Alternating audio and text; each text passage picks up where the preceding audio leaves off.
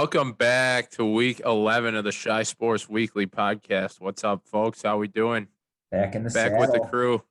Back in the saddle again for week 11, the Darnell Mooney week. Oh, the Darnell Mooney week right off the bat. I'm going to go with the Tony Walters week. Tony Walters. I'm going back to Mark Grudzelanek. Oh, Grudzy. I'm just laying out. I'm bringing out the big sticks. Funny story about Grudzy. When I interned with the Kane County Cougars, he was the manager there. So for half the game, I was the manager. I was the mascot. I was actually Ozzie T. Cougar. And then the other half of the game, I was the bat boy, and he knew I was doing both. So when I was running out onto the field, he fucking tripped me.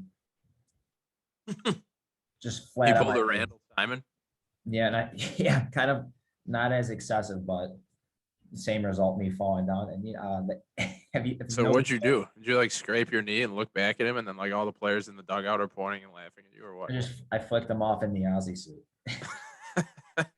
Oh, it was funny because that mascot suit, the Cougar suit, it has that long tail, and you have no control over it. So I started running, and it kind of like the tail was whipping around between my legs, and it just looked like the Cougar just had an absolute unit between his legs. I tripped. Dude, is there a fan in that thing? In the suit? Yeah. No. So you're just sweating your ass off every day. Man, we've never talked about this on here. Yeah, it is the worst. The first time I was the mascot was after Jenna's 21st. Remember Jenna's 21st in the city? Oh, yeah, vaguely, very vaguely. That was Van Dyke's. Yeah. I remember that. Yeah.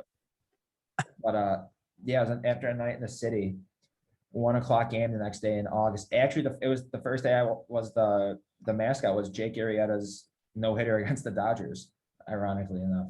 Wow. But I digress. It was hot as shit, and you want to talk about having a panic attack?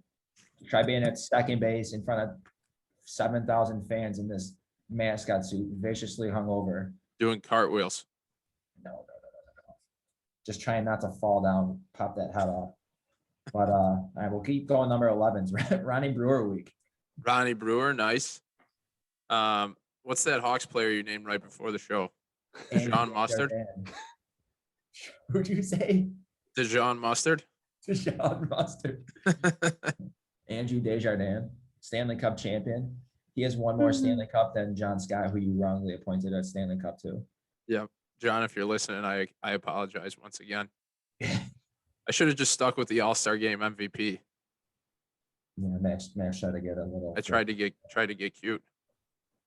Who would you say your favorite? Who would you say your favorite number 11 is of all time, if you had to pick one? Right now, it's got to be Grudzelanek off the top of my head. You Darvish. What's that? You Darvish. Darvish is a good one. But Grudzy was just like, he was in that sweet spot when we were like, I don't know, probably 10 or 12 years old. Mm-hmm. He was on the 03 Cubs.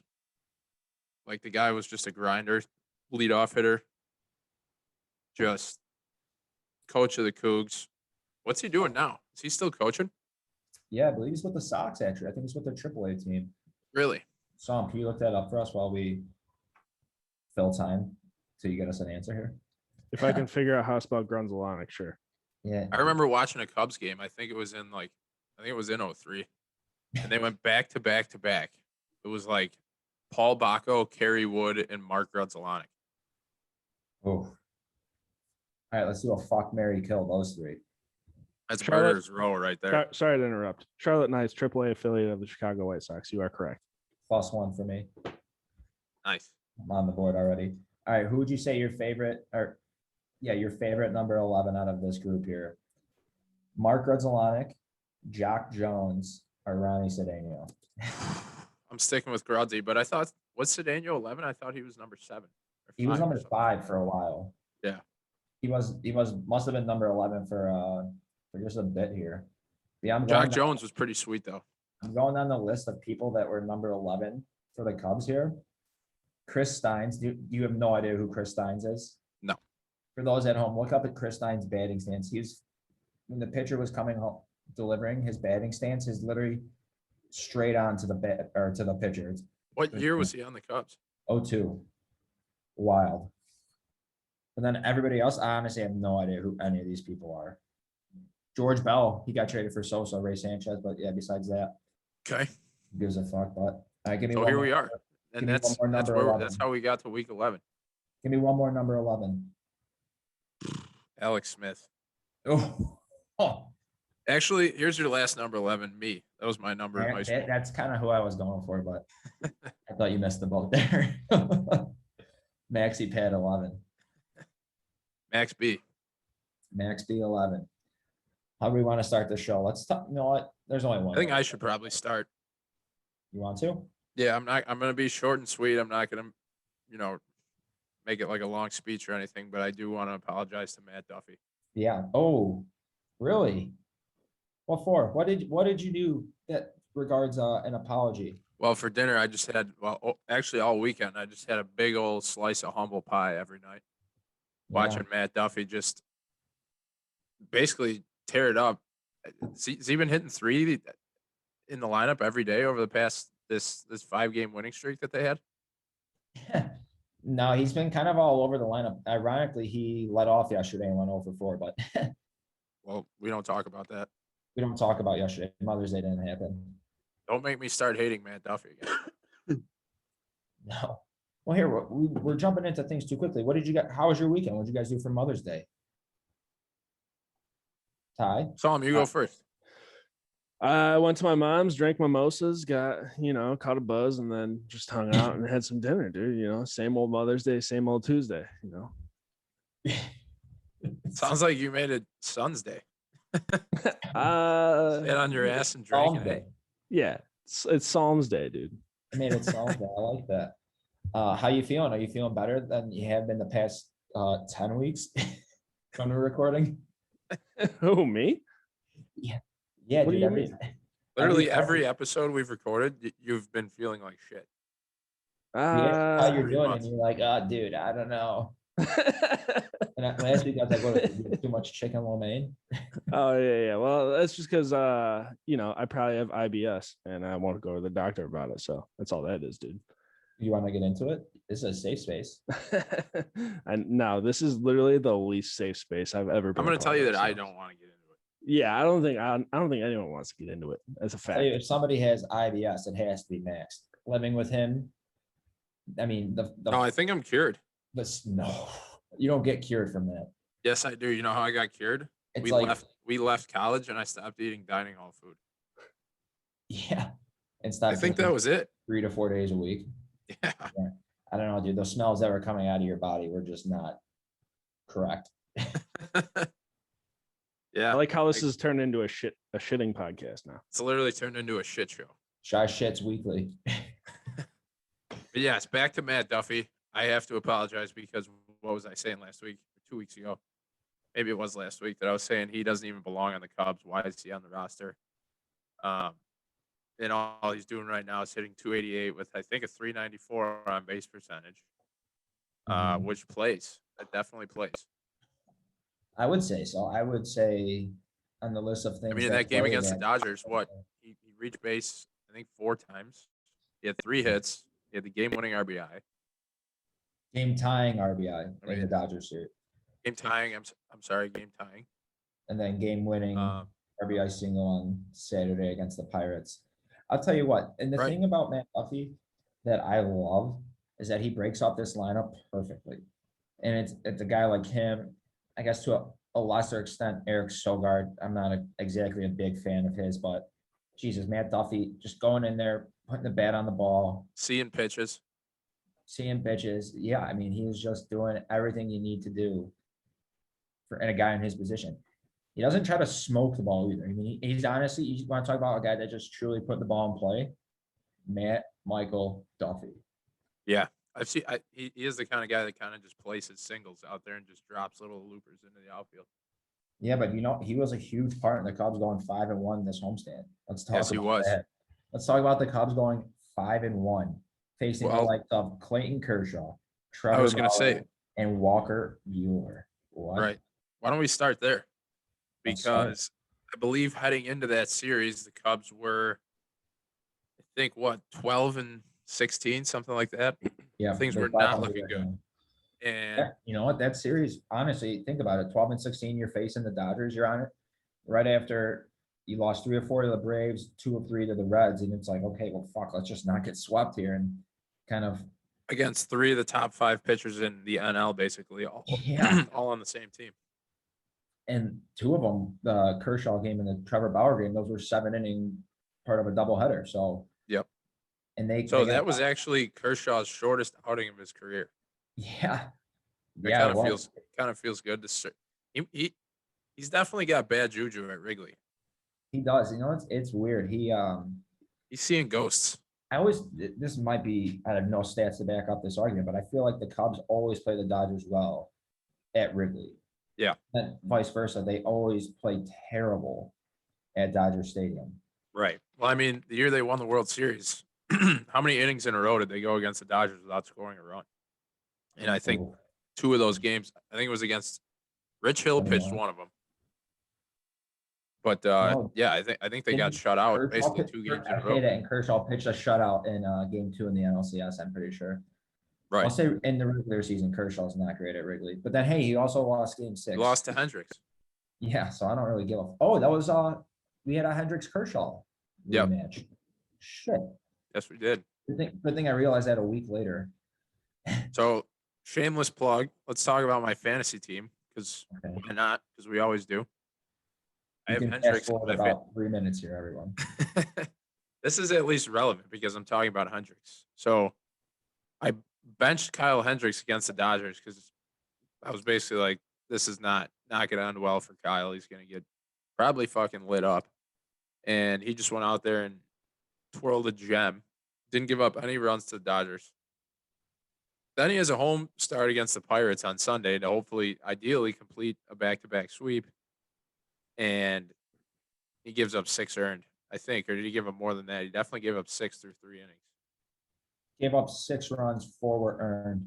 So that game was like, you want to talk about just classic baseball? I think the Pirates had 4 or 5 hits that were under 70 miles an hour of exit velocity. They're just dinking and dunking. Yeah, fuck you, son. You took 2 or 3. Your team stinks. They're the worst, dude. They're literally the worst. I honestly keep forgetting you're a Pirates fan, which is the wildest thing. I'm glad you brought up the bad contact, though, because I was sitting there watching in the first inning, and it was just like half swing or just like lazy singles out to the outfield. Todd Frazier got jammed on an opposite field ground ball that just. He 1 hit all year. He had 3 on Sunday. What's that? Todd Frazier had 1 hit all year. He had 3 on Sunday. Yeah. That guy annoys the shit out of me. He's got like a big egg head and it just bobbles around when he runs. He's one of those people you just hate because you don't like the way he looks. Right. Like he shouldn't be good, but I mean, he's not good anymore, but I don't understand how he had the career that he did. That's a good segment we have to bring up. Just top 5 people that you just hate strictly off of the way they look. Right. For no real reason. He had 3 hits against the Cubs, you said. He just got DFA'd today. How funny is that? Todd Frazier got DFA'd? Yep. No. And then got into a feud with a local Pittsburgh sports radio host on Twitter. Did he? Yeah. See, this classic stuff. This is why we have the Pittsburgh producer on the show. Yeah, this is awesome. I mean, I'll tell you all the stupid shit you didn't know. That's a nice bit right there. Yeah, I did not know that. Well, Saul, have you been to PNC Park? Never, but I plan on going in October because their last regular season series is like the weekend I'm going. You should definitely go because I will say outside of Wrigley, that is definitely my favorite baseball stadium in the Bigs. A lot of people say that. The Pirates are definitely not playing in October. The first weekend in October is their last home series. It's October 2nd or 1st, or maybe the last week or last day in September even. So it's still a regular season game. Yeah. Okay. No. We're not doing playoff series in Pittsburgh. Okay. You just had Todd Frazier starting every game at first base. You're going absolutely nowhere fast. You're telling me, dude. Yeah, switching back to the Cubs because that's enough Pirates and Todd Frazier talk for forever, actually. The Cubs facing Buehler, Kershaw, and Baur. They beat 2 on the same day, 2 Cy Young or Cy Young Award winners. I don't know if Yep. that's ever happened. Seems the- unlikely now that I think about it. Actually, I say it's never happened. It happened last year. Okay. Jacob deGrom and Rick Porcello, but before that, it hasn't happened in 20 years. So, okay, that's fine. Yeah, I think the I real know their question names, is though. how the fuck did Rick Porcello win a Cy Young? That's actually kind of crazy in itself, but yeah, I don't know. I keep every time Matt Duffy gets a hit, I just text my buddies MVP. Just text Tony and Andy MVP. Like, hey, Yeah, I mean, why not? it's gonna end up. What's gonna happen? It's gonna be like the 2015 NL Rookie of the Year voting with Chris Bryant first and Matt Duffy second. That's how it's gonna be an MVP voting this year. Yeah, I mean, Matt Duffy finished second Rookie of the Year voting behind Chris Bryant. He had a pretty solid year. He had 295, 12 home runs. What I don't get is like where his power went. Like he hit the 12 home runs in his rookie season, and then the highest he's had since then is 4. Obviously, the only time he played like a full season, he played 132 games with the Rays. He hit 4, but like what? I don't know if he was ever like a power hitter in college, but I'm not gonna act like I know by any stretch, but I'm going to assume that he's focusing more on putting the ball in play. That's my assessment from my computer. if that's the case, then I'll take it. As long as his on base percentage stays around 400, I don't really care.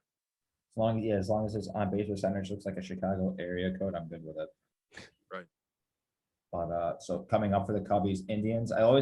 Past few years when they've played the Indians, they've played 2-game series there, and it's always on a Tuesday and a Wednesday, which was obviously the same days of the week that game 6 and 7 of the World Series were.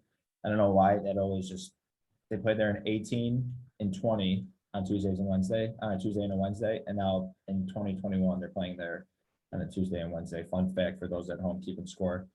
2-game series there against. They're facing Shane Bieber. He's good. I was just gonna ask, do they run into Bieber? I hope not. Yeah, tomorrow Shane Bieber versus That guy already has like 70 strikeouts. Oh, dude, he's unreal. He's he's good. I don't know. I don't watch any Indians, so I can't even tell you why he's good. I just know he strikes out everyone. And then Detroit. Detroit sucks this year, right? Awful. They're probably the worst team in the MLB. Good. Good. I'm glad some things don't change. So I was reading up on Marquis posted so on this day 5 years ago, the Cubs started 25-6, which was their best start in their best start since 1880, or tied for their best start since 1880. Yep, I saw that same post. 3-1. So then I was reading it, and they were going over like Ben Zobrist's numbers from May. So in a 26-game stretch, he had hits in 25 of them. Throughout the whole month of May, he hit 406 with a 483 on base, 6 home runs, 25 RBIs, 25 runs. I mean, he only struck out 16 times in 121 plate appearances. This begs the question here. What is the single greatest month in Cubs history for a player? And it can't be from like June 15th to July 15th. It's got to be just a single month, just the single greatest June, July, August. Right. First of all, that's bananas. That sounded like a Mike Trout month. Like I'm pretty sure Trout's still hitting right around 400 right now.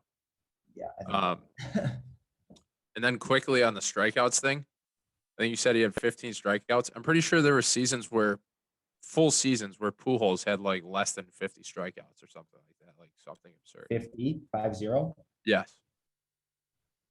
You got Wow. Psalm can fact check me on that, but anyways, back to your question. I was looking back at the first guy that came to mind when we started talking about that was I was trying to think of streaky hitters for the Cubs. And probably the streakiest hitter, one of the streakiest hitters that the Cubs, the modern day Cubs have ever had that I could think of is Soriano. Mhm. Dude was literally he was basically all or nothing. He really was. What month are you thinking, or what stretch? So 2007, I'm sorry. 2007 was his first season with the Cubs, and it actually wound up being his best one. And in June of 2007, his batting average was 336. He had 11 home runs, 18 RBIs. His OBP was only 379. He didn't take many walks. He was a similar player to Javi Baez, but I mean, he was the kind of guy that could just like he would catch fire and hit like 5 home runs in 5 games or something like that. Yeah. Or he'd hit, I think against Atlanta one game he hit like 3 home runs in one game. In June, yeah. Yeah. He turned it up, and then later that month, there's a 3-game sweep against the Sox. He hit homer in all 3 games, and then the last 2 games he hit leadoff home runs in back-to-back games, like the first pitch of the game. He Yeah. just, off. And Esteban Loaiza. Tons of people dislike Soriano, but I mean, I fucking loved him. I don't care. Yeah, I mean, You were asking me about Pujols strikeouts, right? Yes. He has never struck out more than 100 times in a season his entire career. What? And according to Baseball Reference right now, I'm looking at his strikeouts per season. In 2006, he only struck out 50 times. Told you. That's bananas. That's fucking crazy. He probably had like 500 plate appearances too. How many plate appearances did he have? Now you're asking a lot. 2006, he had 634. What? And Dude, that he dude was- just got released by the fucking Angels. Well, That's I like mean, one of he's those crazy stats that will never be broken again. done now, but that 10-year stretch with the Cardinals, he's like the most dominant hitter I've ever seen, I think. How was that even? He had 50 strikeouts and over 600 plate appearances. If I'm doing that on a video game, I'm striking out over 50 times. Right? Like he was an absolute Cub killer too. Oh, I don't even want to know his numbers versus the Cubs. We'll No. pull it up here in a sec. So 1 month that you can't talk about like Cubs 1 month stretches and not mention Sammy's June of '98. So we were talking a little bit about this before we started. Listen to these numbers. So Sammy had in 27 games, 34 hits, right? That's good. 25 runs, that's good. 12 singles, 2 doubles. He had 20 home runs and 40 RBIs.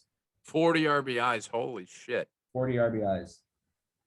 And you want, so we're talking about Pujols though, right? 50 strikeouts in the whole season. Sammy also struck out 27 times in 27 games. My God. You're literally getting a home run and a strikeout per game for Sammy. Yeah. I mean, I guess that's the type of player he is. And obviously Pujols is in a league of his own. Probably, would you say top 3 hitters of all time? Yeah, for sure. Definitely top 5. But yeah, I mean, that's a crazy month. And that just makes Albert Pujols look like. I mean, 40 RBIs in 1 figure. month. Like that is absurd. And Matt Duffy's hit 20 his whole career. Juice or not, I don't care. I'm also I'm digging around on Soriano's Baseball Reference now. And later that season that I was talking about in 2007, he actually had a more impressive month in September, I think. So he hit 320, his batting average. He had 14 home runs, 39 hits total, and 27 RBIs. How many strikeouts? Let's see, 31 strikeouts. So he had 39 hits and 31 strikeouts. Yeah, you want to talk? That is an all or nothing player. All right, I'm going back to Pujols here because I can't get over this 2006 season. So now I'm on his Baseball Reference page. He had 50 strikeouts and 634 plate appearances, like Psalm said. He hit 331.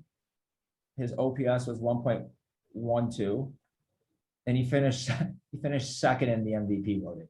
Jesus Christ! Like, what's his WAR in that season? 8.5. Wow. But this doesn't make any sense. I guess it kind of does. Ryan Howard won the MVP that year, and his WAR was 5.2. But Ryan Howard hit 58 home runs, where Pujols hit 49. Oh my God, that's unbelievable. That's unbelievable. You want to hear something else crazy? Yeah. Guess what Albert Pujols' salary was in 2005? Ooh, 8 million. It's a good guess.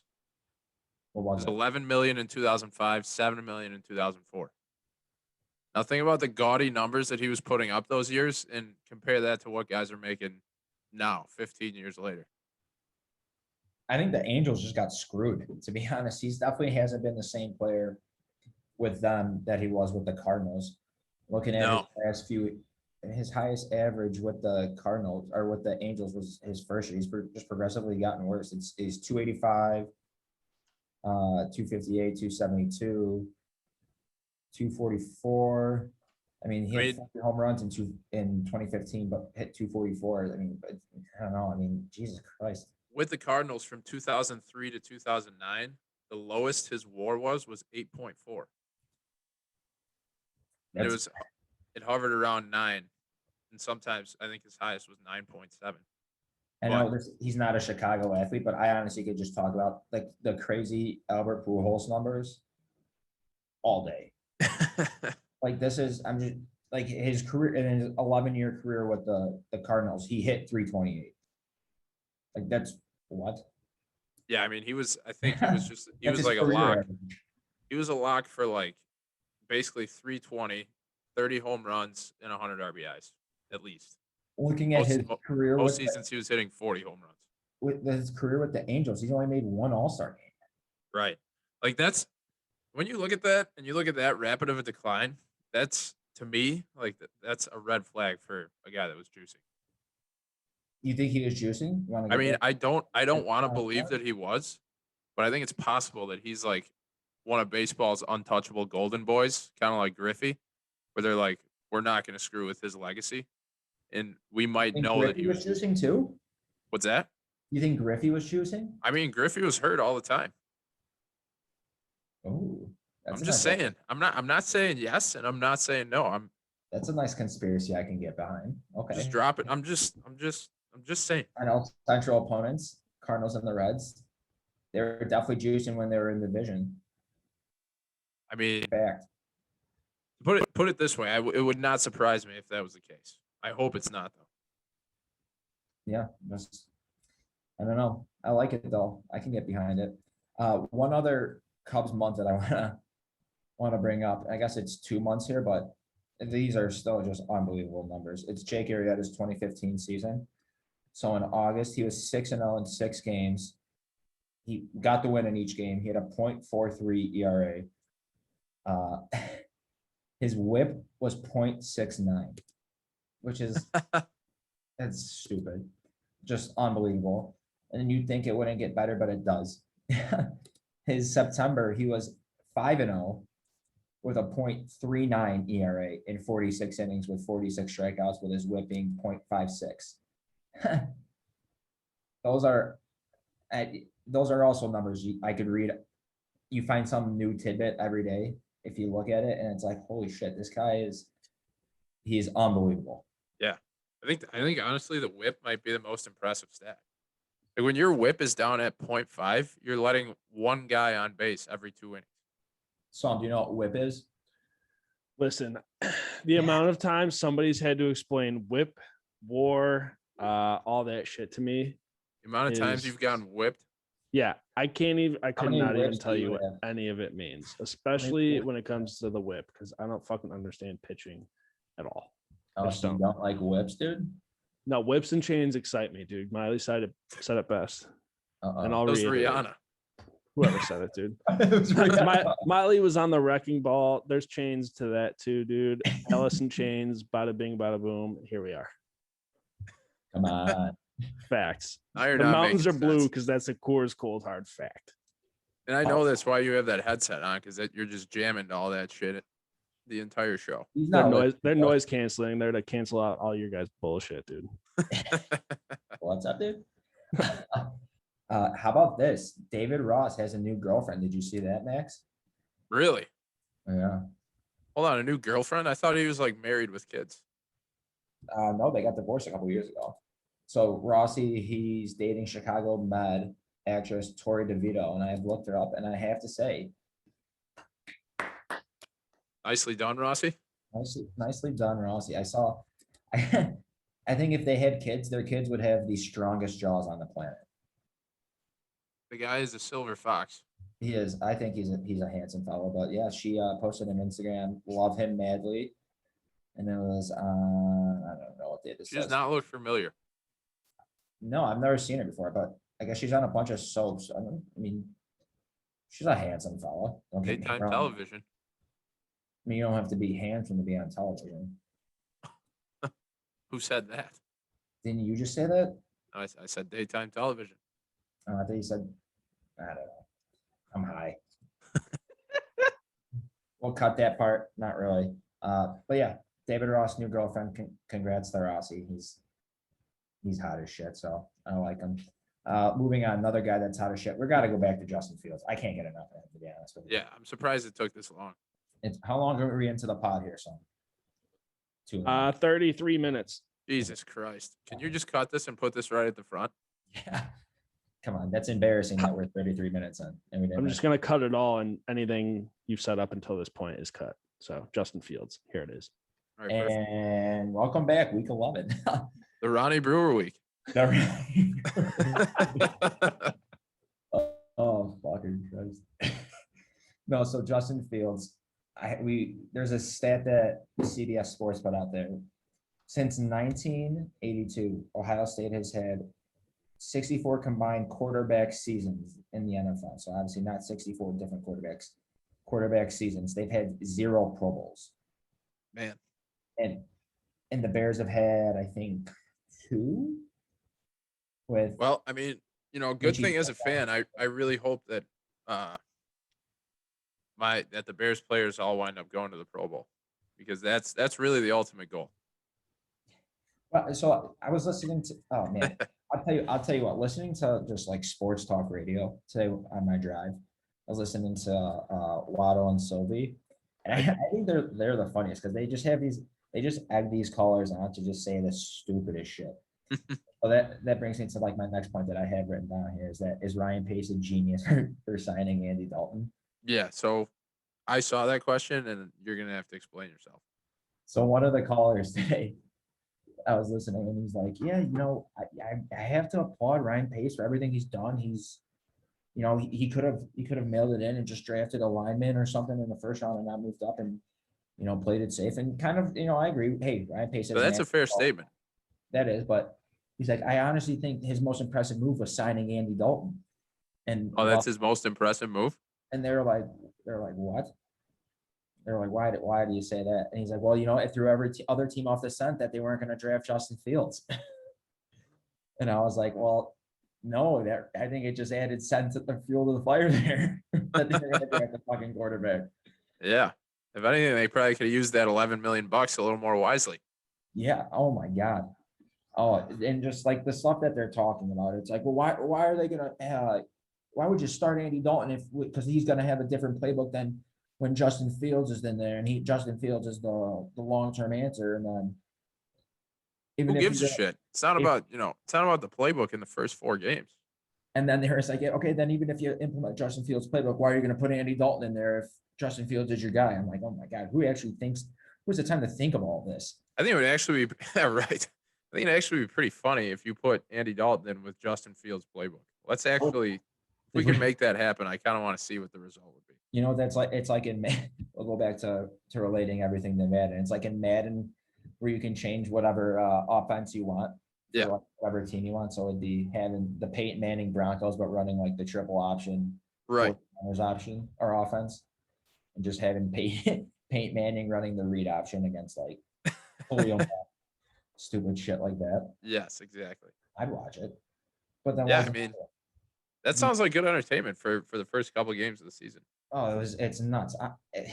We need to do more. I need to listen more on like just what these fans say, because it is the craziest shit that they just come up with. I know exactly what you're talking about. I don't drive to work anymore. Out of nowhere. When I was commuting to work, I would listen to the same stuff. I'd listen to like Mully and Haw, Waddle and Sylvie. Like, funniest thing is when like certain fans call in and they like throw a statement out there and it's just idiotic, and the guys on the radio are like,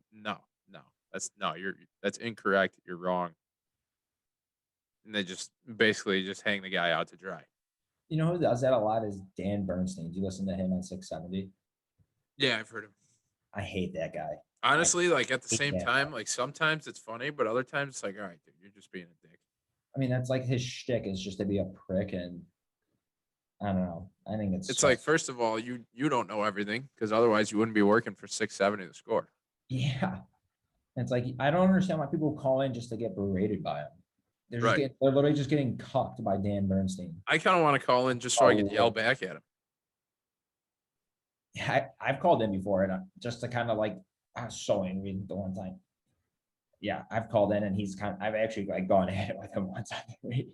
So this is true story, and you're not going to believe me, Well, but true story. okay. I called into, I think Cap was on ESPN radio, and I called into his show when it was the 2015 offseason for the Cubs. And the Cubs were, I don't think they had signed Dexter Fowler yet. And Hayward was on the Traded market. for Dexter Fowler. What's that? I said they traded for Dexter Fowler, by the way. So no, I thought this was the season where Fowler came back in spring training.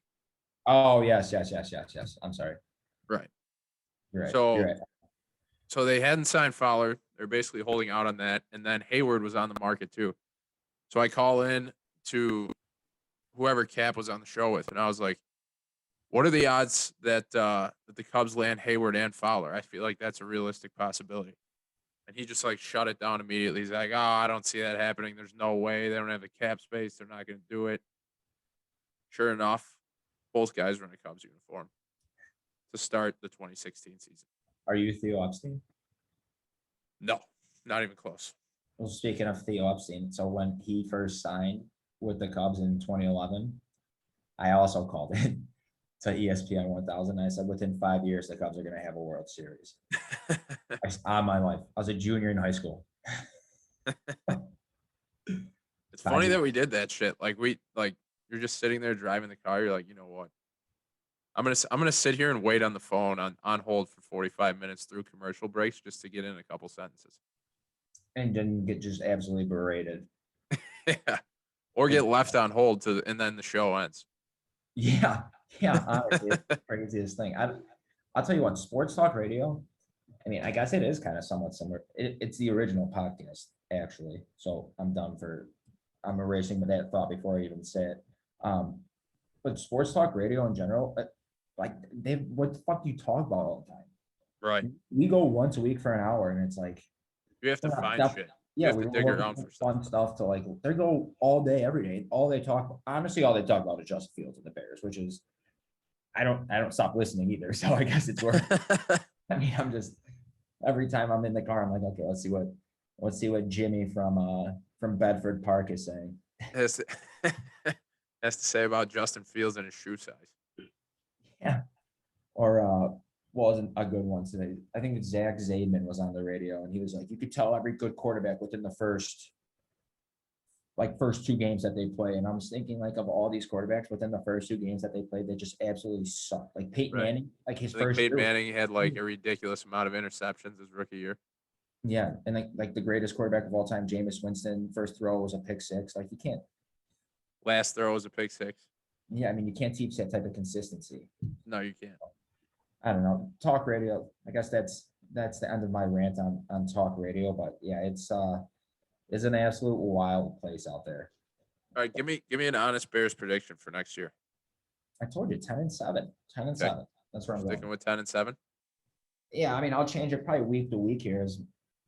If I know Justin Fields is going to be the starting quarterback, then I'll probably go 11 wins. I'll go 11-6. Wow. Is that the math? Is that the math there?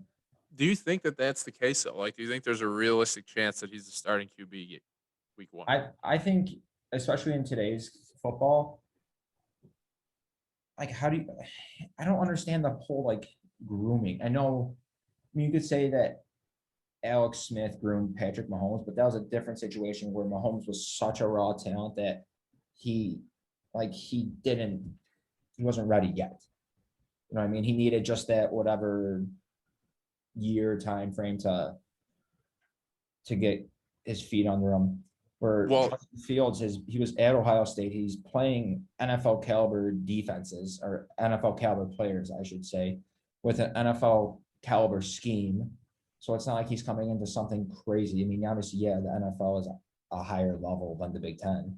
He's not playing the likes of Lovie Smith and the Fighting Illini anymore. It's actually Brett Bielema now. Brett, yeah, exactly. Fatty Brett. I mean, to me, they'll know exactly what they're gonna do. They're gonna fucking start Andy Dalton for like 3 games, and then it's gonna be like, okay, they're 1-2, and And then when they make it to the Super Bowl, that's when they bring in the secret weapon, Nick Foles. no pants, just Lombardi Trophy between his legs. Right. Hopefully he's playing Tom Brady. Well, not possible in the Super Bowl, I guess. Forgot about that for a sec. Yeah, idiot. That's like the Cubs not playing, are only playing the NL Central last week. Yes. Know that. Which, by the way, saw him cut that whole part out. But my brain has Tom Brady etched into it as a Patriot, so I forgot. No, that one I can at least like. That makes sense. I understand your train of thought there. Well, speaking of Nick Foles here, did you see the Bears are trying to trade in the draft? The Bears are trying to trade him, and no other team wanted him. I mean, does that surprise you though? No, not really. But I mean, kind of. You would think that you'd be able to give him away for like a 6th round draft pick or worse. Really? No one wants that contract. No one does. He's I don't know. I mean, you need to have like an A1 offensive line behind him because he has cinder blocks attached. I've never seen anyone so slow. He might be the slowest. Who would win in a race? Tom Brady, Paul Konerko, or Nick Foles? Peyton Manning. Jesus Christ. I'll take Brady there for sure. Brady's got the TB12 workout system going on with Alex Guerrero there. He can move. He's got the old man wheels. How about another great college quarterback, Tim Tebow, signing with the Jags. So he's not playing quarterback. I mean, dude, how old is that fucker by now? And he's been out of the league for like 8 years. Like, he needs to. I thought for sure by now he'd be like a traveling priest. And not to mention like tight end, like he's never fucking played tight end, dude. He's just gonna pop back into the league at the age of 60 and fucking try to play tight end now. What? Dude's gonna get broken. He's 33. You know who else made a comeback at 33? Jesus. The one video is pretty funny of him hitting the golf ball at like the range or Top Golf, and Pat McAfee goes, "Jesus." And Tebow goes, "Loves you." There's a prop on DraftKings for Trevor Lawrence to throw a touchdown pass to Tim Tebow this year. I think it's like plus 1,500.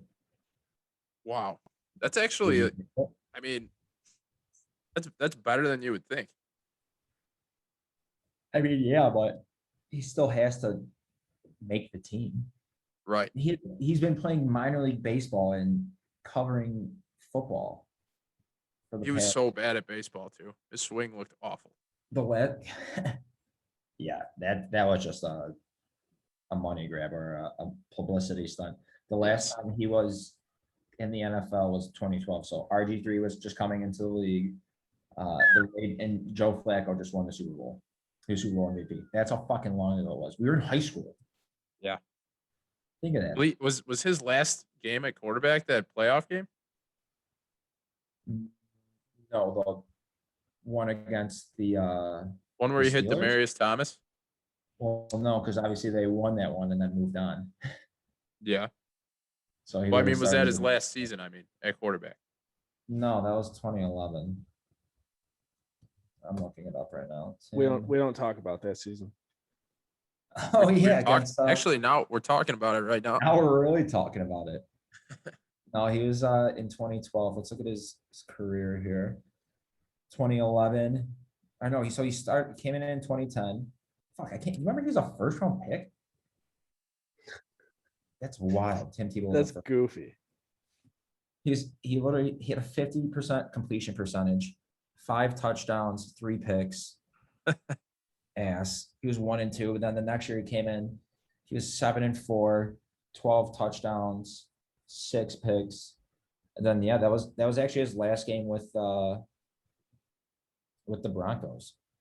His last season with the Broncos. Then he was with the Jets for the 2012 season, and that's it. Yeah. So who is their quarterback after Tebow? This is always Peyton Manning. Yeah, was it Manning right after? Are we getting back into Broncos quarterback talk? We can't get away from it. We can't get away from it. Jesus Christ. Loves you. I was just quickly gonna say that it was hilarious how he won a playoff game, and then Elway was like, "No, fuck you. I'm going to get Peyton Manning." Hey Tim, no. This is Tim, not. go play tight end in Jacksonville, but play for the Mets first in rookie ball. Yeah, and think that whatever season that was, the 2012 season with Peyton Manning, that was the year that they went, I think, 13-3 and then lost in the playoffs to the who won, the Ravens. Right. Jones. That was the year that Manning set like all kinds of records, right? Yeah. Isn't that nuts? Yeah. But want to talk about a glow up? You go from Tim Tebow to Peyton Manning. I'd love to see Peyton Manning in a Bears uniform even right now. I'd watch. I'd sign him. You could have sold me on Peyton Manning all the way up until they drafted Justin Fields.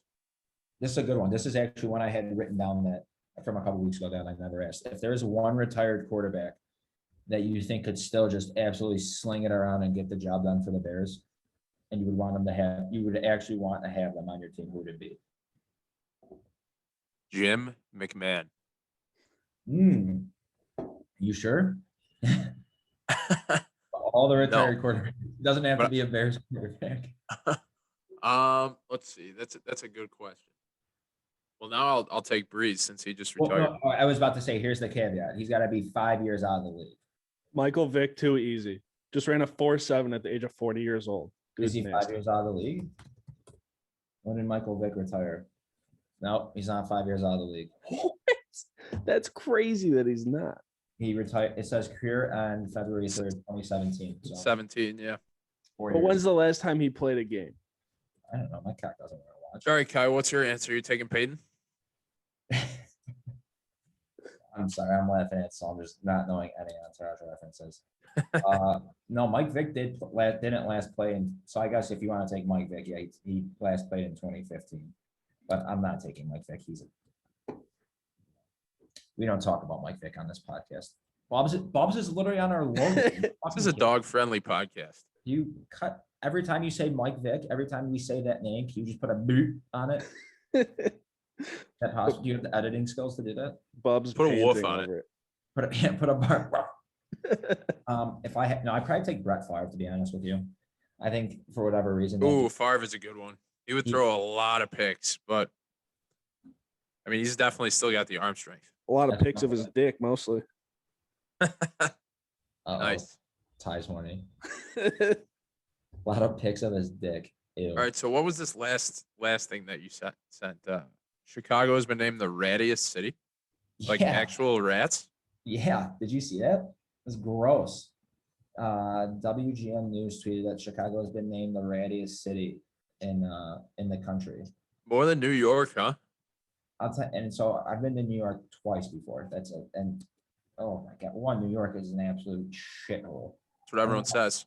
So how do they measure that? First, I don't mean to cut you off, but are they counting like rats per square foot or what? But they're just talking about rats as mares, and they just count their life foot as one. Now it makes sense. Now it really makes sense. No, I have no idea. Did I read the article? No, but yeah. So I wanted to ask who is no, but yeah. Who is the who would you say is the biggest rat of Chicago sports athletes? Now you're asking fun but hard questions. I got to think about that. Probably. I want your input. You could just give me a rat athlete because you're not. You're a rat yourself. Rat. That's tough. But I do want to say first, as many times as I've been to Chicago, obviously we fucking live right here. I have maybe seen like 3 rats in my whole life in the city of Chicago. I feel like it's not as ratty as you would think. Yeah, I think I've seen plenty of rats. I think New York definitely has more rats. That's actually what I was going to say before, and I kind of just went off on a tangent. I've been in. All right, this might be a sensitive one. How about Mark Grace? Why? Because the guy had a lot of great years with the Cubs, and he claims that he wants to be remembered as a Diamondback. He's actually said that? Yeah, I believe I've heard that before. No.